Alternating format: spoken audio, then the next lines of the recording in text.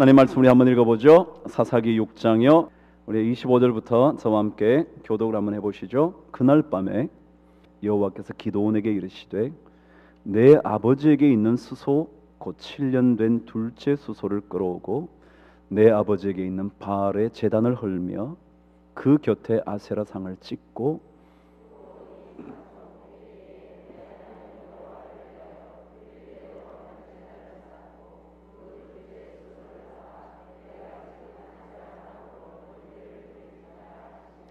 이에 기드온이 종 10사람을 데리고 여호와께서 그에게 말씀하신 대로 행하되 그의 아버지의 가문과 그 성읍 사람들을 두려워하므로 이 일을 감히 낮에 행하지 못하고 밤에 행하니라.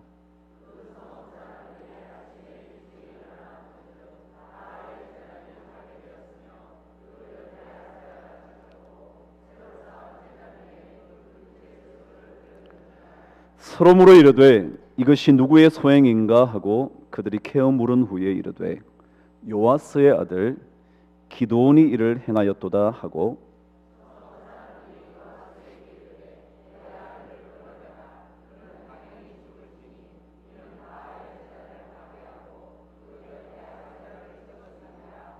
요아스가 자기를 둘러선 모든 자에게 이르되 너희가 바알을 위하여 다투느냐 너희가 바알을 구원하겠느냐 그를 위하여 다투는 자는 아침까지 죽임을 당하리라. 바알이 과연 신일진데 그의 제단을 파괴하였은즉 그가 자신을 위해 다툴 것이니라 하니라.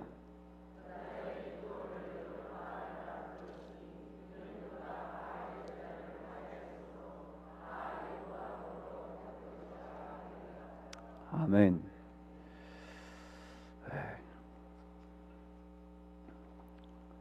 지난 시간에 우리는 기드온의 얘기를 묵상했죠. 특별히 우리는 기드온의 기드온이 아니라 여룻바알의 기드온이었으면 더 좋겠다 그런 얘기를 했습니다. 근데 여룻바알이라는 단어의 원래 뜻은 바알 그가 스스로 다툴 것이다 그런 뜻입니다. 다시 말하면 기드온과 바알이 다투는 게 아니라 바알 자신이 자신과 더불어 다툰다 그런 뜻입니다. 그 이유는 뭐냐 하면 기드온의 아버지였던 요아스가 바알의 제단이 무너진 것과 아세라 상이 찍힌 것을 보고 그의 가문 전부 다 누가 이 일을 행했을까 마침내 찾아내고 났더니 요아스의 아들 기드온이라는 사실을 알고 요아스에게 기드온을 내어놓으라고 그가 바알의 제단을 헐었고 아세라상을 찍었으므로 그를 죽여야 할 거라고. 근데 그때 기드온의 아버지였던 요아스가 믿음도 없었던 요아스가 심지어 아마도 바울의 제단을 세웠던 사람이거나 관리하던 사람이거나 아마도 바알의 제단의 소유주였을 거라고 보이는 요아스가 뭐라고 그랬냐 하면 그런 소리 하지 말자. 바알이 진짜 신이라면 자기가 가만히 안 있었겠지. 기드온이 자신의 제단을 무너뜨릴 때 가만히 있었을 리가 없지. 가만히 있었다면 신이 아니지.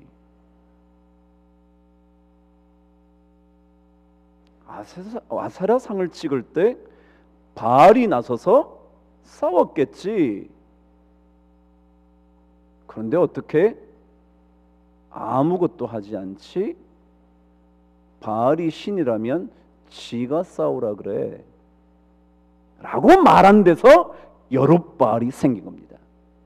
바알 자신이 싸우라 그러지 왜 자기가 신이라면. 그게 요아스의 얘기였습니다. 참 멋진 얘기죠. 그래서 오늘 여러분과 요아스에 대하여 짧게 묵상하려고 하는 겁니다. 요아스 어떤 사람이었을까요? 분명히 믿음이 없었던 사람인 것 같습니다. 하나님을 믿지 않았던 사람이었던 것 같습니다. 하나님을 알지 못했던 사람, 물론 들어서 정도는 알았겠지만 그가 자신의 하나님이라고 고백하지 않았던 사람임에 분명합니다. 그런데 오늘 말씀을 통하여 우리는 요아스의 변화되는 모습을 발견합니다. 변화되는 모습. 무엇 때문에요? 자기가 이제껏 믿고 있었던 바알이 아무것도 못하는 무력한 신이라는 사실을 발견한 그것으로 인하여 그가 삶을 바꿉니다. 오늘 요아스를 통하여 첫 번째 여러분과 나누고 싶은 얘기는 변화할 수 있는 사람이 되어야 한다는 겁니다. 변화할 수 있어야 합니다. 내가 이제껏 아무리 이것이 나에게 어떠한 힘을 주었다 할지라도 그것이 바뀌어져야 하는 순간에 왔다고 생각되면 과감하게 포기할 줄 알아야 한다는 겁니다. 그 요아스가 가르쳐주는 겁니다. 이제껏 요아스는 바알 제단을 소유하고 있었을 뿐만 아니라 아마도 그 제단을 잘 섬기고 관리하던 사람이었던 것 같습니다. 그러나 바알 제단이 허물어지는 것을 본 순간 그는 과감하게 바알과 결별하기로 결단한 겁니다. 변화한 거죠. 그럼 종교를 바꾼다는 건 참 어렵죠. 부적을 갖고 다니던 사람이 부적을 불태운다는 것은 두려움에 쌓이는 일이랍니다. 부적을 건드리다가 그 모든 재앙들이 자기에게 날아올까봐, 덮쳐올까봐 떨려서 부적을 태울 수가 없답니다. 그러나 만일 하나님의 능력을 경험하게 되었다면, 아니 바알보다 부적보다 더 강력한 힘을 경험하게 되었다면 그 부적을 태울 수 있는 용기가 있어야겠죠.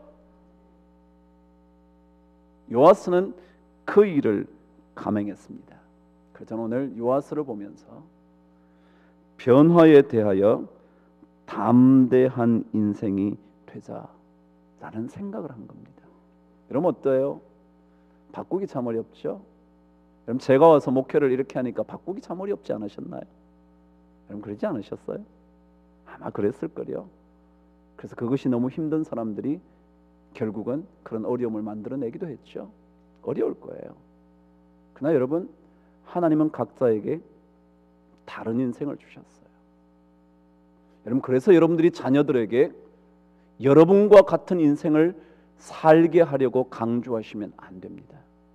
아니 자기가 살지 못했지만 그렇게 살아야겠다고 자꾸 말하는 것 안 됩니다. 왜냐하면 하나님은 그 자녀에게 주신 삶의 길이 있기 때문에 그렇습니다. 하나님은 어느 누구도 동일하게 창조하지 않으셨습니다. 신체적으로도 어느 누구도 같을 수 없답니다. 목소리만 들어도 사람이 다른 것을 구별한다잖아요. 그 목소리나 그 목소리나 똑같을 것 같지만 아니래잖아요. 목소리 한 번만 집어넣어 놓으면요, 저장해 놓으면요, 그 목소리로 모든 사람 70억의 인구를 구별할 수 있다잖아요. 신기하지 않으세요, 여러분? 이 동공만 봐도요, 구별할 수 있다잖아요. 똑같을 수 없다잖아요. 하나님이 그렇게 각자를 다르게 만드셨거든요. 다르게 만드셨기 때문에 다른 것에 대하여 받아들일 줄 알아야 변화할 수 있습니다. 근데 우리는 똑같아야 된다고 생각해요. 그렇게 돼야 된다고 생각해요. 그래서 우리는 그러잖아요. 찬송도 늘 그 찬송 부르잖아요. 다른 것 부르면 은혜가 안 된대잖아요. 나하고 안 맞아. 그 안 맞다는 거예요. 자기랑 안 맞다는 거예요. 이러면 아니요. 좀 안 맞으면 어때요? 아니요. 요하스는요, 이제껏 자기가 자신의 삶을 바쳐서 온 그 삶에서 떠났는데요. 그러고는 용감하게 모든 가문의 사람들에게 밝히는 거예요. 바알이 신이라면 그가 그를 위하여 싸웠겠지. 여룻바알 아니겠냐? 근데 그렇지 않았다면 너네들이 바알을 구하겠냐? 구해봐 그러면 라고 말할 만큼 그는 강력했습니다. 그래서 우리는 변화를 두려워하지 말아야 합니다. 하나님께서 우리 인생이 조금 바뀌어지는 것 괜찮다고 말씀하십니다. 이렇게 살다가 저렇게 사는 것 괜찮다고 말합니다. 어제 제 동기 목사님을 만났습니다. 그 목사님은 부목사 5년, 담임 15년, 그 결과가 너무도 비참해서 교회를 도저히 이끌어갈 수 없어서 드디어 빚더미에 앉고 사임을 했습니다. 교회를 짓기는 지었지만 그 교회를 갚을 재간이 없어서 빚 독촉이 점점 더 심해지자 자신의 교회에서 마련해둔 집 보증금까지 하나둘씩 다 빼앗기다가 도저히 견딜 수 없어서 그 교회를 내려놓고 말았습니다.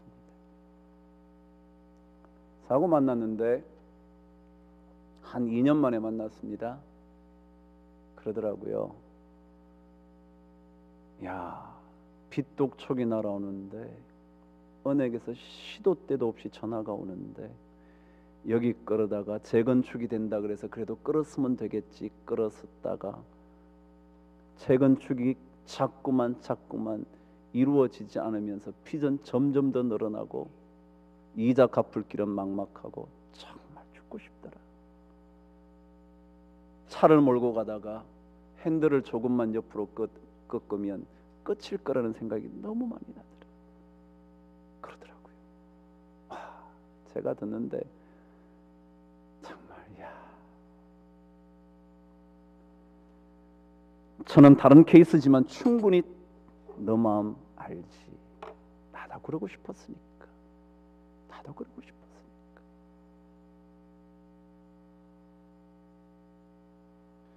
그 딸아이가 대학을 졸업하고 어쩌다가 외국에 무슨 조그마한 일자리 하나 생겨서 그걸로 갔대요. 임시로 잠시. 근데 교회가 가장 어려운 순간쯤이어서 떠나는 딸에게 그랬대요. 너 거기서 돌아오지 마라. 아빠가 할 수 있는 게 아무것도 없으니까 거기서 어떤 일이 있어도 살아남아라. 그랬답니다.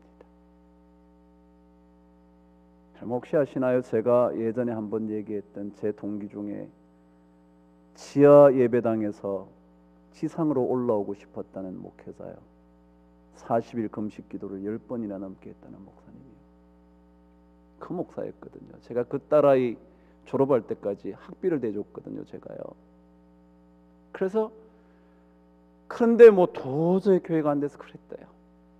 오랜만에 만났죠. 한참 얘기하다 그런데 제가 그 친구 얼굴을 보는데 참 평안한 거예요. 그래서 속도 좋다 그랬죠. 근데 뭐라 그러냐면 황 목사님 빚독촉이 있을 때는 견딜 수가 없어서 자살이라는 그 단어에 대해서 수도 없이 생각을 했는데 다 내려놓고 나니까 얼마나 마음이 가벼운지 몰라 그러더라고요. 저도 내려놓으면 진짜 가벼울 것 같아. 정말이에요 여러분. 근데 그 다음 말이에요. 그 친구가 황 목사님 자기도 목사님을 2년 만에 만났는데 저를 말이죠. 목사님이 2년 동안 얼마나 고생한 거 자기도 아는데 어떤 모습일까?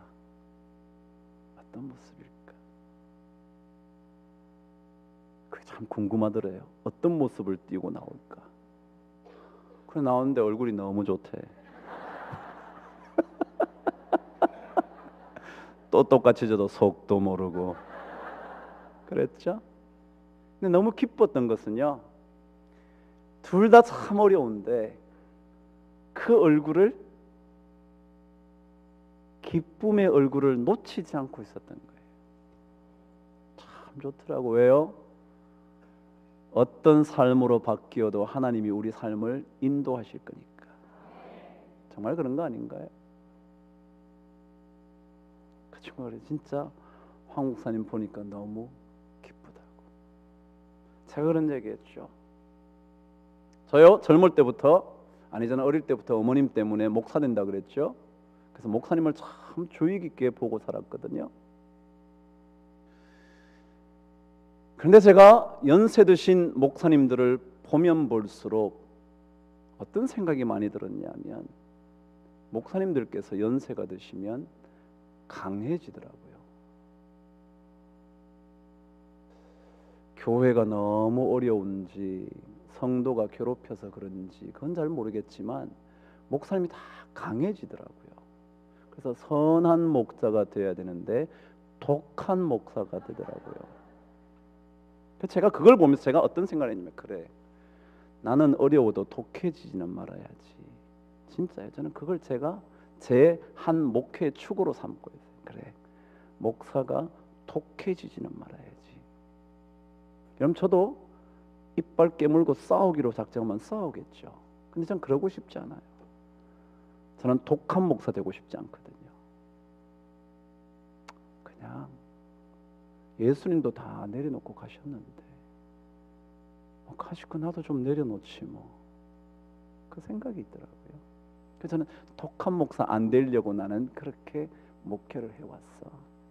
제가 그 목사한테 얘기했죠. 목사님, 저도 정말 독해지는 많은 목회자들을 보면서 나는 저러지 말아야지, 그 마음 갖고 살았다고.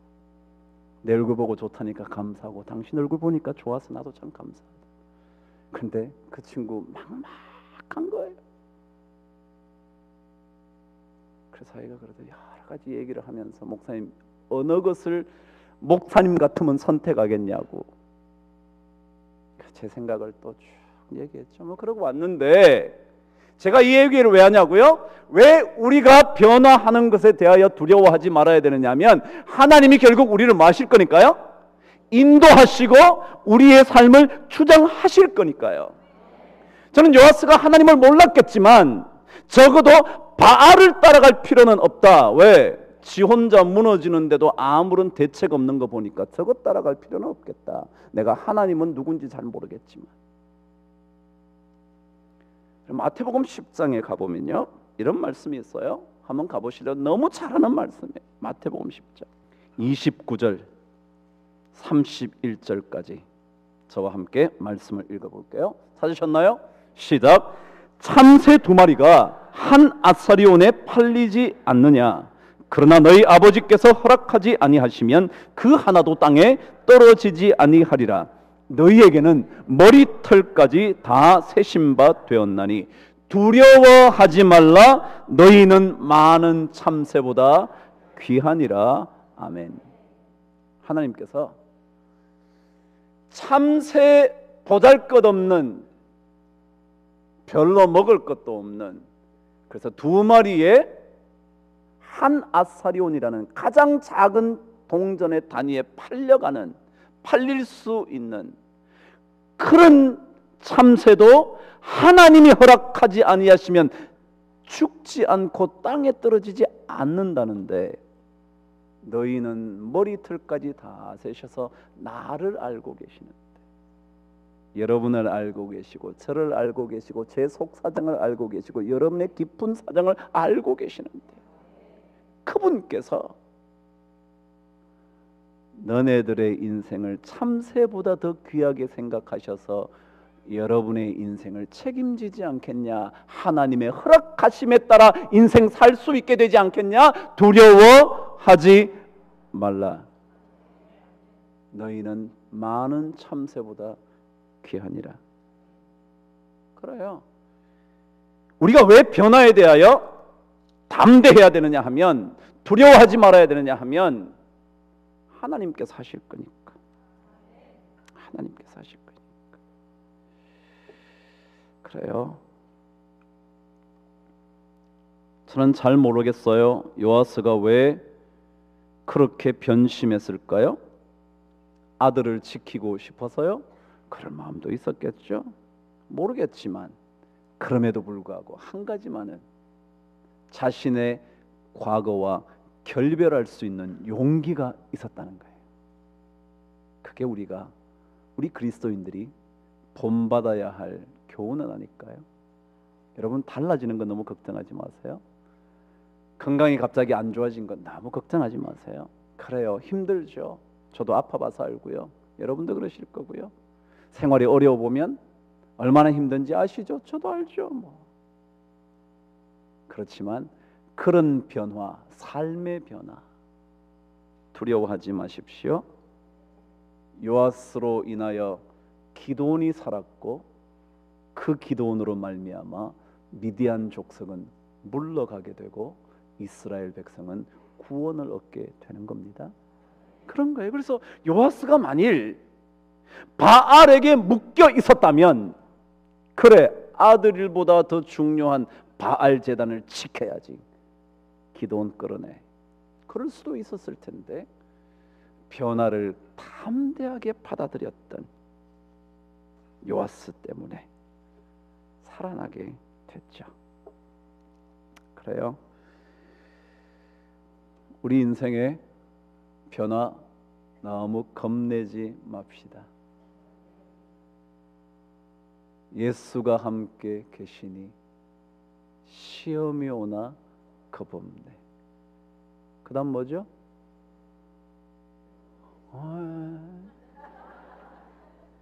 예수를 위해 삽시다. 하나님께서 요아스에게 그런 담대함을 주셨듯이, 찬송 한번 불러보려 그랬는데 가만히 놔두시다 할게요.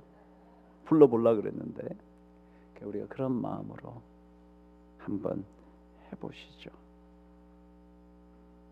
1절만 부르고 마지막 정돈을 합니다.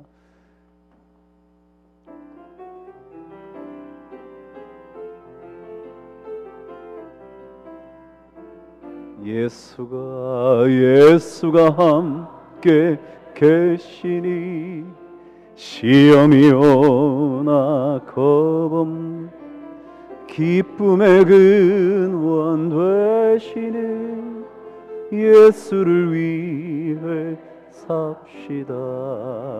날마다 주를 섬기며 언제나 주를 기리고 그 사랑 안에 살면서 딴 길로 가지. 날마다 주를 섬기며 언제나 주를 기리고 그 사랑 안에 살면서 딴 길로 가지 맙시다. 하나님께서 우리를 인도하실 거니까요. 그런데 여러분, 제가 한 가지 결론으로 얘기하고 싶은 것, 몇 가지 더 있지만, 요아스가 이 얘기를 했는데요, 아무도 그 말에 대하여 도전하는 사람이 없다는 겁니다. 무슨 소리 하냐, 기도원 빨리 내놔, 그런 사람이 없는 거예요. 이걸 보다가 저 혼자 생각한 거예요. 와, 요아스, 다시 말하면 변화에 대한 두려움을 완전히 제거해버린 인생의 말은 설득력이 있구나. 설득력이 있다. 설득력. 그리고 옆 사람에게 전파할 수 있는 영향력이 있구나. 우리가 변화에 두려움을 갖지 않았을 때야만 다른 사람에게 말할 때 힘이 있어요. 그렇지 않으면 아무리 얘기해도 너나 잘해, 그죠? 그 우리 유명한 말이죠.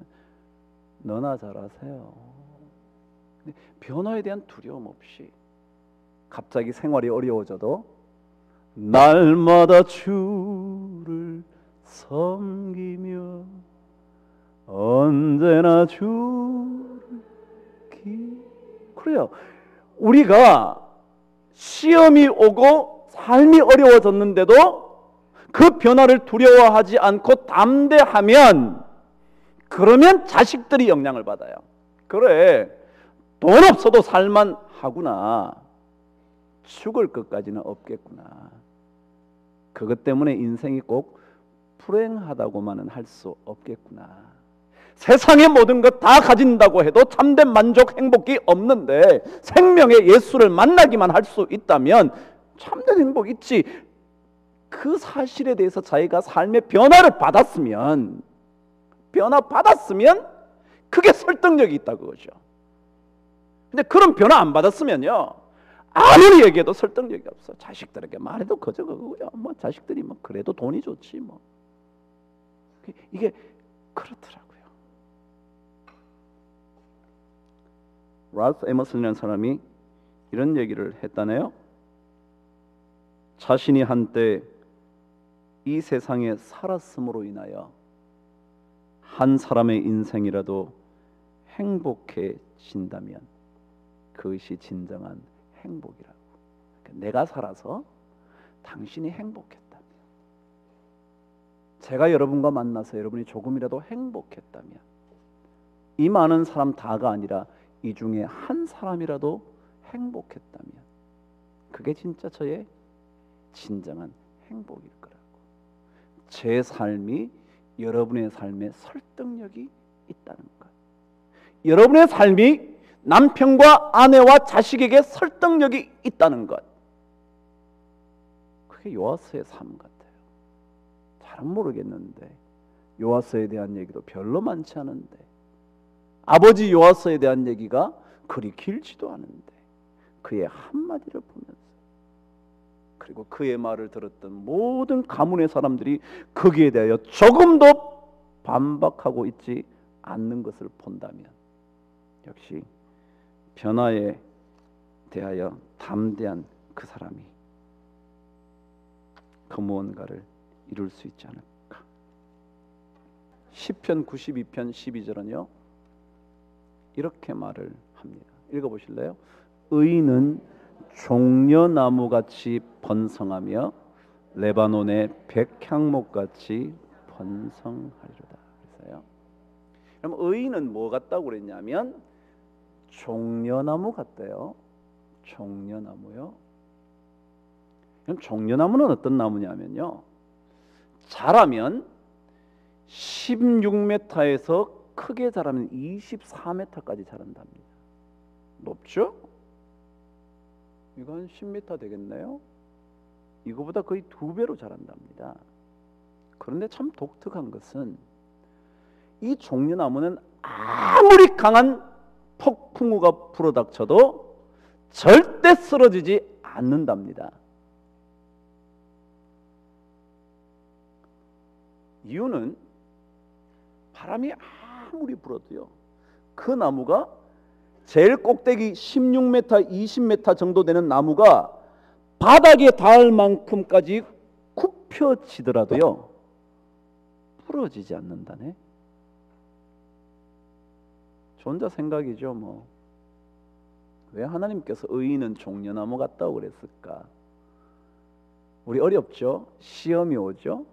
그런데 굽어서 너무너무 폭풍과 힘차게 불어서 꺾여서 땅에 닿을 정도까지 굽어진다 하더라도 뭐지 하지 않는다? 부러지지는 뽑히지는 않는다는 거예요. 그리고 오히려 폭풍우가 불 때마다 종려나무는 다시 새롭게 자라기 시작하는데, 이게 의인이라네요. 여러분 예수 그리스도로 말미암아 의인이 되셨나요? 그렇다면 우리는 종려나무 같아야 하지 않을까요? 저부터, 여러분에게가 아니라 저부터. 시험이 올 때, 비바람이 불어칠 때 비록 그 꼭대기가 바닥에 닿을 만큼 굽어지기는 할지는 모르지만 뽑히거나 부러지지는 않는 의인은 종려나무와 같은 그런 인생으로, 변화 때문에 여러분 너무 고통스럽게 생각하지 마시고 변화를 자연스럽게 받아들이시죠. 하나님께서 인도하실 거거든요. 너희는 머리털까지 다 세신 바 되었나니 두려워하지 말라. 너희는 많은 참새보다 귀하니라. 할렐루야. 그런 요아스 같은 은혜가 여러분에게 넘치게 되기를 주의 이름으로 축원합니다. 기도하겠습니다. 하나님 아버지, 오늘도 수요 예배에 나온 주의 백성들을 복되게 하여 주시옵소서. 요아스처럼 담대하게 과거와 결별할 수 있는, 변화에 대하여 두려워하지 않는 좋은 주의 일꾼 되어 좋은 의인이 되어 종려나무처럼 번성하게 하여 주시옵소서. 힘들 때에도 주님께서 우리를 인도하실 줄 아는 믿음을 가지고 세상의 것 다 가져도 만족 없는 것 쫓아가지 말고, 바람을 쫓아 바람을 잡으려고 하는 것과 같은 인생 되지 말고 하나님을 경외하고 그 명령들을 지킬지어다. 그런 은혜를 우리 모두가 누리게 하여 주시옵소서. 예수 그리스도 이름으로 기도드리옵나이다. 아멘.